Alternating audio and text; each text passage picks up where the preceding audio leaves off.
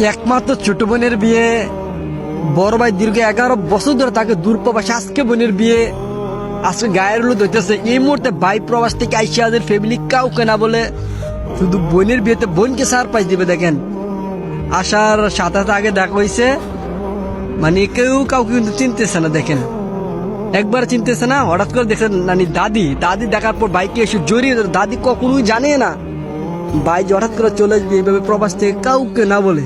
দেখেন কতটা ইমোশনাল সবাই হইতে। দেখছেন, মানে বিয়ের বাড়িতে হঠাৎ করে প্রবাস থেকে বাড়িতে এই হাজির। দেখছেন, মা তো সন্তানের দেখার পর, দেখেন এখন মা দেখছে, মা তো সন্তানের দেখার পর কি যে করতেছে, মা কখনোই কল্পনা করতে পারে নাই সন্তান যে হঠাৎ করে চলে আসবে এইভাবে প্রবাস থেকে কাউকে না বলে।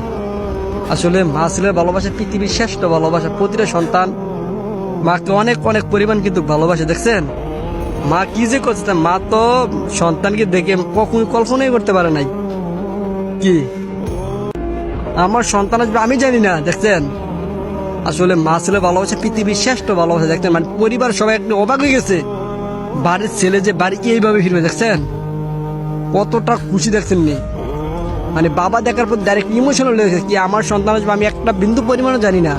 দেখছেন, বাবা ছেলের ভালোবাসা পৃথিবীর শ্রেষ্ঠ ভালোবাসা।